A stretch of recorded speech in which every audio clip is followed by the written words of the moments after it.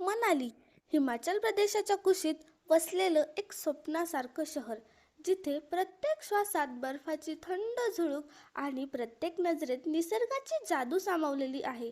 आकाशाला भिडणारी झाडं, दऱ्यांमधून वाहणाऱ्या नदीचा मधुर कलकलाट आणि डोंगरावर पसरलेली शुभ्र बर्फाची चादर. हे सगळं जणू एखाद्या जिवंत चित्रकलाकृतीचं दर्शन घडवतं. येथील हवेत एक वेगळंच समाधान आहे आणि प्रत्येक वळणावर लपलेली एखादी कहाणी. मनालीमध्ये प्रत्येकाला स्वतःशी जोडून घेण्याची एक अद्भुत ताकद आहे. खोली क्रमांक 501. संध्याकाळची वेळ होती. हलके हलके बर्फकण पडू लागले होते. हिमशाखावरील हॉटेलच्या 5व्या मजल्यावरच्या 501 क्रमांकाच्या खोलीचा कॉरिडॉर अगदी शांत होता. इतका शांत की भिंतीवरच्या घड्याळाची टिक टिक स्पष्ट ऐकू येत होती. दरवाजासमोर एक स्त्री उभी होती, गडद निळ्या शालीत स्वतःला घट्ट गुंडाळून. तिच्या डोळ्यात बेचैनी आणि आशा दोन्ही दाटून आल्या होत्या. हातात एक छोटंसं पर्स होतं आणि तिची नजर पुन्हा पुन्हा दरवाजावरच खेळत होती, जणू ती प्रत्येक क्षणाच्या प्रतीक्षेला गिळून टाकण्याचा प्रयत्न करत होती. प्रत्येक जाणाऱ्या सेकंदासोबत तिच्या बोटातली ऊब हरवत चालली होती. पण दरवाजा अजूनही बंदच होता. त्याच वेळी थोड्याच अंतरावर वळणाच्या मागे एक पुरुष उभा होता, लपून पण नजरेत त्या स्त्रीवर नजर रोखून. तो तिचा नवरा होता. तो अस्वस्थपणे पत्नीला पाहत होता. त्याला काही कळेना की पत्नी त्याच्यापासून लपून इथे का आली आहे. तेवढ्यात दरवाजा उघडतो. पती पाहतो की दरवाजा एक अनोळखी पुरुषाने उघडला आणि त्याची पत्नी आत शिरते. लगेच दरवाजा बंद होतो. 1 महिना मागे. सुनीता आपल्या मोठा मुलगा राहुलची आतुरतेने वाट पाहत होती. जवळच उभे असलेले त्याचे पती वारंवार एकच वाक्य म्हणत होते, तुला ठाऊक आहे ना, त्याला आपल्या कामाव्यतिरिक्त काहीच दिसत नाही. सुनीता शांतपणे म्हणाल्या, म्हणूनच मी ठरवले, लवकरात लवकर त्याचे लग्न लावून टाकावं. म्हणजे घरात कोणीतरी असेल जो त्याला समजू शकेल आणि त्याला हे जाणवून देईल की जीवन फक्त कामापुरतंच नसतं. त्या पतीकडे पाहत ठाम स्वरात म्हणाल्या. रमेशने खोल श्वास घेतला आणि खुर्चीत बसत म्हणाले, लग्न म्हणजे एखादं फळ नाही सुनीता. तुला ठाऊक आहे राहुल किती हट्टी आहे. तो सरळ सांगून गेला नाही की त्याला अजून लग्न करायचं नाही. सुनीता हसत म्हणाल्या, पण आई असल्याने मला ठाऊक आहे की त्याला कोणाची तरी गरज आहे. तो बाहेरून जितका कठोर दिसतो आतून तितकाच एकटा आहे. तेवढ्यात दरवाजा उघडण्याचा आवाज आला. राहुल आत आला, थकलेला, हातात लॅपटॉप, डोळ्याखाली काळी वर्तुळे, कपाळावर हलकी चिंता. सुनीता लगेच उठल्या, जणू एखाद्या अनमोल पाहुण्याची वाट पाहणं संपलं होतं. आलास बेटा, जेवण गरम आहे, चल आधी जेवण करून घे, त्यांनी प्रेमाने सांगितलं. मॉम प्लीज, मला आता खूप काम आहे, डोकं मीटिंग्सने भरले, जेवण नंतर करेन. राहुलने डोळ्यात न पाहताच उत्तर दिलं आणि थेट आपल्या खोलीत गेला. सुनीताचा चेहरा क्षणभर निराश झाला, पण त्यांनी स्वतःला सावरत पतीकडे पाहून म्हटलं, पाहिलं, म्हणूनच मी रिश्ता ठरवलाय. मुलगी खूप समजदार आहे, नाव सौम्या, सुंदर आहे, शिकलेली आहे, पण सगळ्यात महत्त्वाचं म्हणजे भावनांची कदर करणारी आहे. रमेश थोडे चकित होत म्हणाले, ठरलं म्हणजे? राहुलला सांगितलं नाही का? लवकरच सांगेन. आणि यावेळी तो नाही म्हणू शकणार नाही. सुनीताच्या चेहऱ्यावर आत्मविश्वास झळकत होता. 1 आठवड्यानंतर राहुलला जेव्हा कळालं तेव्हा त्याने सरळ नकार दिला. मॉम, मी सौम्या किंवा कोणाशीही लग्न करणार नाही. मला लग्नात काहीच रस नाही. पण जेव्हा सौम्या पहिल्यांदा त्याच्या समोर आली, तिच्या समजुतीची आणि आत्मविश्वासाची झलक पाहून राहुल काही क्षणासाठी निशब्द झाला. सुनीताने सौम्या आणि तिचं कुटुंब घरी बोलवलं होतं. संध्याकाळी घर हलक्या फुलांनी सजवण्यात आलं होतं. राहुल आपल्या खोलीत नाखुशीने बसला होता. मनात होतं, हे सगळं चुकीचं आहे. मला लग्न करायचं नाही. मॉम फक्त हट्ट धरून बसल्या आहेत. तेवढ्यात सुनीताने दरवाजावर टकटक केली. बेटा, पाहुणे आलेत. फक्त 5 मिनिटासाठी ये. भेटून जा. त्यानंतर काही बोलायचं नसेल तर आपण नकार देऊ. पण किमान भेट तरी. राहुलने खोल श्वास घेतला आणि खाली आला. लिव्हिंग रूममध्ये सौम्या बसली होती. साध्या गुलाबी रंगाच्या साडीत, कुठलाही अतिरेकी आभूषण न लावता, पण चेहऱ्यावर आत्मविश्वासाची शांत स्मित होती. जेव्हा राहुलची नजर पहिल्यांदा तिच्यावर पडली तेव्हा काही क्षण दोघांचे डोळे एकमेकांना भिडले. सौम्याच्या डोळ्यात केवळ सौंदर्य नव्हते, तर एक परिपक्व समजूत होती. बोलण्यात राहुलने कुठलीही औपचारिकता दाखवली नाही, पण सौम्याने ना हसू सोडलं ना आत्मविश्वास. थोड्याच वेळात सुनीताने दोघांना एकटे बोलण्याची संधी दिली. राहुल म्हणाला, माफ करा, पण मला या नात्याबद्दल काही विशेष उत्साह नाही. माझं आयुष्य सध्या फक्त माझ्या कामाभोवतीच फिरतं. सौम्या शांत स्वरात म्हणाली, ठीक आहे, मी कुणालाही जबरदस्तीने माझा जीवनसाथी बनवू इच्छित नाही. पण एक गोष्ट लक्षात ठेवा, मी कुणाच्या सावलीसारखी मागे चालणारी नाही, तर सोबत चालणारी आहे. पहिल्यांदाच राहुल थोडा चकित झाला. त्याला या उत्तराची अपेक्षा नव्हती. त्या भेटीनंतर राहुल संपूर्ण रात्र विचार करत राहिला. पहिल्यांदा त्याला आपल्या आत रिक्तता जाणवली आणि पहिल्यांदाच कुणी त्याच्यावर वर्चस्व गाजवण्याचा प्रयत्न न करता त्याला समजून घेण्याचा प्रयत्न केला होता. पुढच्या सकाळी सुनीता स्वयंपाकघरात चहा करत होत्या तेव्हा राहुल त्याच्या जवळ आला. आई, हो बेटा, जर तुम्ही म्हणाल तर आपण साखरपुडा करू. कदाचित कदाचित मला सौम्याला एक संधी द्यायला हवी. सुनीताच्या डोळ्यात आनंदाचे पाणी दाटले. एक आठवड्यानंतर साखरपुड्याचा समारंभ साधेपणाने साजरा झाला. घरात फक्त जवळचेच नातेवाईक बोलवले होते. राहुल आणि सौम्याने एकमेकांच्या बोटात अंगठ्या घातल्या. घरभर ढोलकीचा ठेका, नातेवाईकांचा हसा आणि सुनीताचं हास्य घुमत होतं. हळूहळू राहुल मोकळा होत चालला होता. सौम्याची साथ आणि तिची संयमी स्वभाव हळूहळू त्यांच्या मनातील भिंती कोसळत होतं. 1 महिन्यानंतर लग्न. फुलांनी सजलेली बाग, दिव्यांगाची झगमग आणि मंडपाजवळ लाल जोडा नेसून शांतपणे बसलेली सौम्या, बाजूलाच उभा असलेला राहुल. आज आत्मविश्वासाने भरलेला, हसतमुख. फेऱ्या घेताना राहुलने सौम्याकडे पाहिलं आणि मनात पहिल्यांदाच म्हटलं, माझ्या आयुष्यात आल्याबद्दल धन्यवाद. सौम्याच्या डोळ्यात चमक दाटली आणि सुनीताच्या मनाला समाधान मिळालं. कदाचित आता सगळं ठीक होईल, पण खरंच होईल का किंवा नाही, राग होता जो सौम्या मनात दडवत होती. काही आठवडे उलटले. घरात आता नवीन रौनक होती.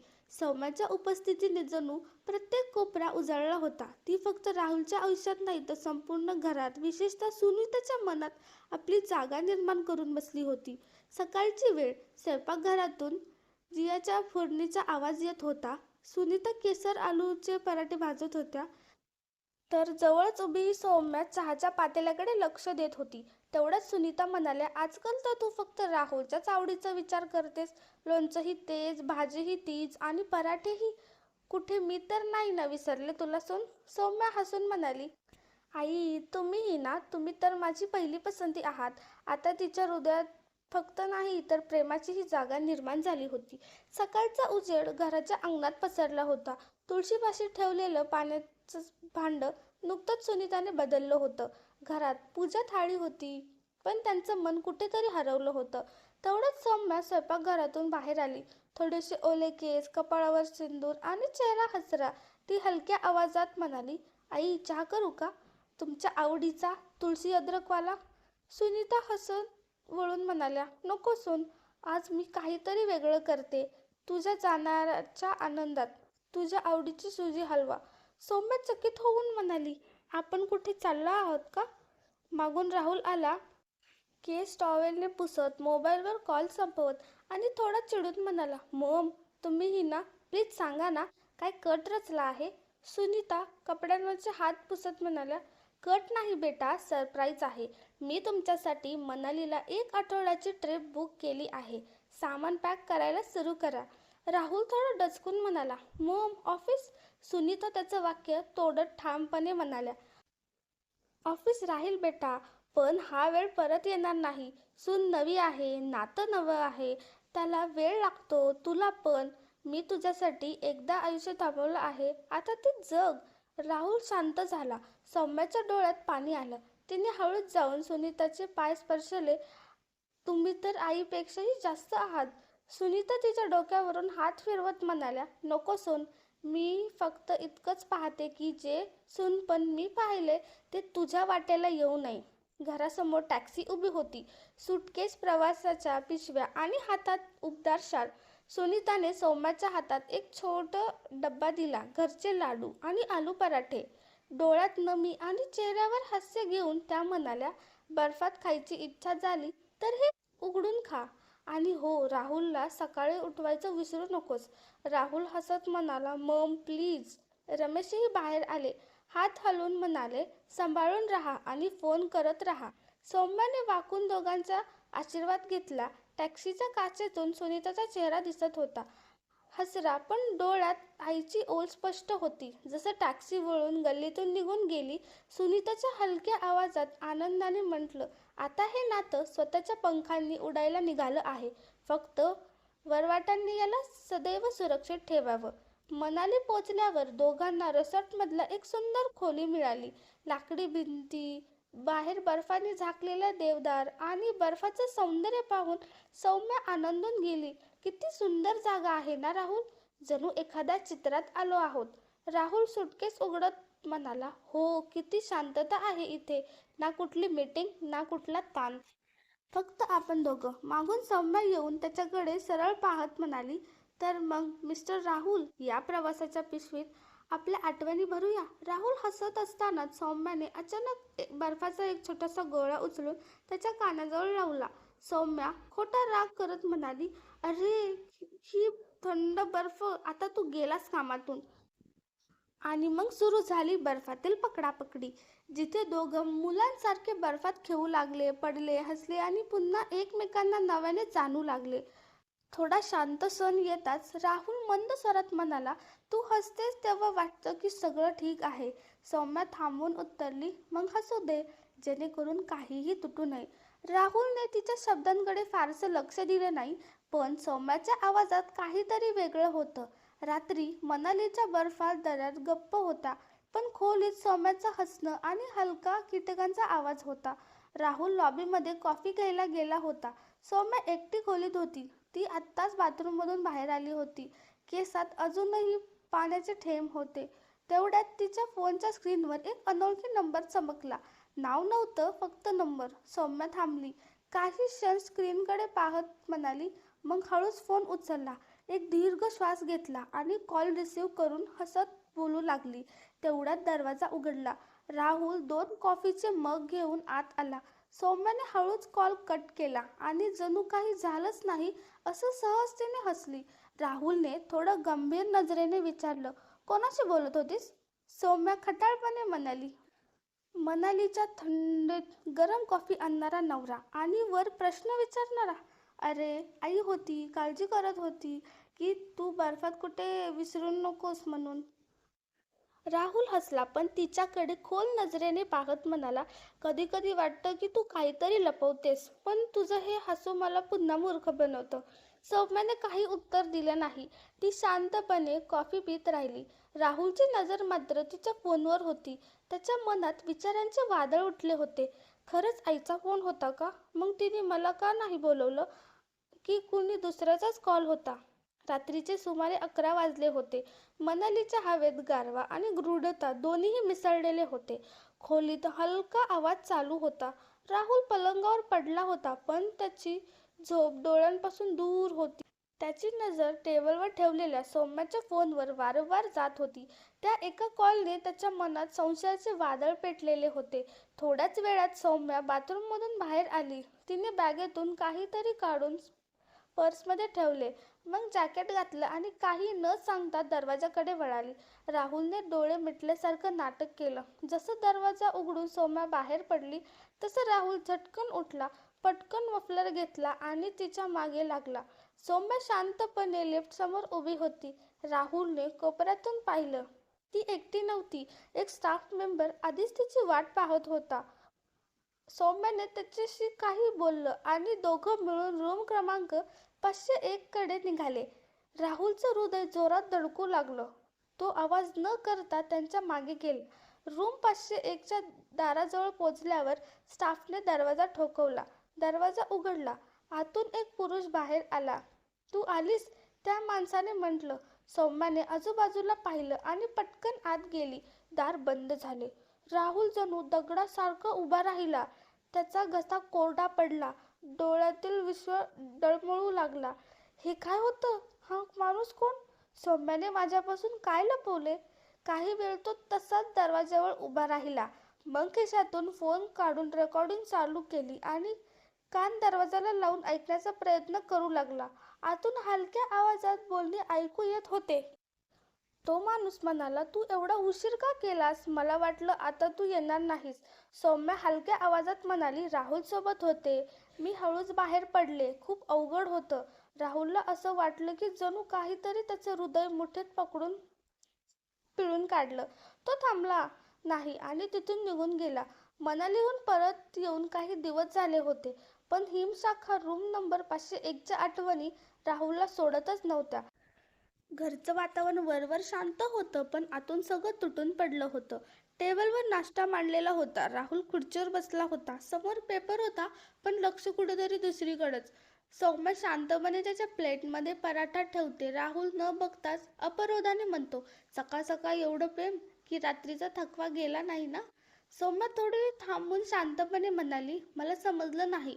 राहुलने पेपर बाजूला ठेवून थेट तिच्या डोळ्यात पाहत म्हणाला, समज, तुला खूप चांगलं येतं, नाहीतर इतकी वर्ष 2 जीवांची गाडी कशी चालली असती? सौम्याच्या डोळ्यात क्षणभर पाणी आलं, पण ती काही न बोलता अश्रू लपवलं. राहुल पुन्हा टोमणा मारत म्हणाला, 2 नंबर नाव ऐकलं का? काही आठवतं का? सौम्या काही न बोलता स्वयंपाकघरात वळून गेली. तिच्या चालण्यात थोडा अस्वस्थपणा होता. राहुल हलक्या आवाजात म्हणाला, पण काही गोष्टी मनात ठेवल्या त्या मरत नाहीत, उलट आतून खात राहतात. ती मागे वळून पाहत नाही. प्लेट उचलून सिंकमध्ये ठेवते. तेव्हाच सुनीता बाहेर आल्या. त्यांना दोघांमधील तणावाची जाणीव झाली. काही बोलण्याआधीच सौम्या आपल्या खोलीत निघून गेली. रात्रीची वेळ. सौम्या केस वाळवत होती. खोलीत एक विचित्र शांतता होती. राहुल सरळ सरळ विचारतो, तुला त्याच्याबद्दल काही सांगायचं नाही का? सौम्या थकलेल्या आवाजात म्हणाली, तुम्ही जे जाणून घ्यायचं आहे ते जर तुम्ही स्वतःच विचारलं तर कदाचित मी सांगू शकले असते. राहुल उपराधाने म्हणतो, म्हणजे आता मला माझ्या बायकोला प्रश्न विचारायचं ट्रेनिंग घ्यावं लागेल का? सौम्या शांतपणे उत्तर देते, कधी कधी प्रश्न गरजेचे नसतात, विश्वास पुरेसा असतो. राहुल कटुतेने विचारतो, विश्वास? कोणावर? त्या खोलीवर? त्या माणसावर ज्याने तुला म्हटलं तू आलीस? सौम्या शांत. राहुल आता दुखावून म्हणतो, तू माझी दुनिया होतीस, पण सर्वात भयंकर असतो तो शांत धोका, जो काही न बोलता सगळं लुटून नेतो. दुसऱ्या दिवशी राहुलने सुनीतांना सांगितलं, आई, मला काही दिवस ऑफिसच्या कामानिमित्त बाहेर जावं लागेल. त्या विचारतात, सगळं ठीक आहे ना बाळा? राहुल हसून म्हणतो, इतकं ठीक आहे की आता विचारण्यासारखं काही उरलेलं नाही. खोलीत सौम्या वारंवार फोनकडे पाहत होती. राहुलचे कॉल्स तिला मिळाले नव्हते. स्विच ऑफ किंवा नॉट रिचेबल इतकाच प्रतिसाद येत होता. तिचा चेहरा पांढरा पडला होता. तिला ठाऊक होतं की आता राहुलला समजावणं सोपं नसेल. त्याला सत्य सांगावं लागेल. पुढच्या दिवशी सुनीता मंदिरातून परत येत होत्या तेव्हा सौम्या त्यांच्याकडे आली. आई, राहुल कुठे आहेत? फोन उचलत नाही. सुनीता म्हणाल्या, काही दिवस बाहेर गेला, पण त्यांनी जी शांतता मागे ठेवली आहे ती खूप काही सांगून गेली आहे. सौम्याच्या डोळ्यात अश्रू आले. मला वाटतं आपण खूप मोठी चूक केलीये. मला राहुलला सत्य सांगायला हवं होतं. त्यांना वाटतं की मी त्यांची फसवणूक केली. हे ऐकून सुनीता डचकल्या. त्यांनी लगेच राहुलला फोन केला. काही वेळातच तो परत आला. त्याचा मूड खूपच खराब होता. राहुल खोलीत येताच सौम्या म्हणाली, मला तुम्हाला काही सांगायचं आहे. तो माणूस ज्याला तुम्ही पाहिलंत, ती वाक्य पूर्णही करू शकली नाही. तेवढ्यात राहुलने तिच्यावर हात उगारला आणि रागाने म्हणाला, मला तुझ्यासारख्या चारित्र्यहीन बाईशी काहीही संबंध ठेवायचे नाहीत. आत्ताच सामान बांध आणि निघून जा इथून. हे ऐकून सुनीता संतापल्या. त्यांनी राहुलच्या गालावर थप्पड मारली. तुझं शहाणपण गेले का? सूनवर हात उचलायची तुझी हिंमत कशी झाली? तुला जाणून घ्यायचं आहे ना की तो माणूस कोण होता? तर ऐक, तो तुझा मेहुणा होता. राहुल थपकला. सुनीता पुढे म्हणाल्या, तुला आठवतंय का, जेव्हा तुझ्या बहिणीने पळून लग्न केलं होतं, तेव्हा तू तिच्यावर एवढा रागवलास की नातं तोडलंस. काही दिवसांनी तिचा आणि तिच्या नवऱ्याचा अपघात झाला.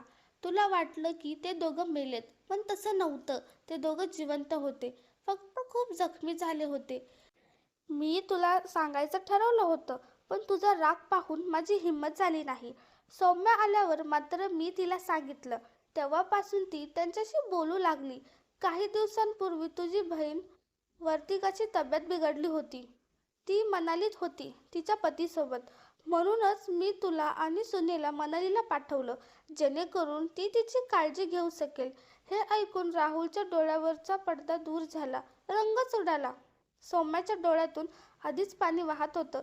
ती थरथरत्या आवाजात म्हणाली, राहुल, त्यावेळी दीदींची तब्येत खूप खराब होती.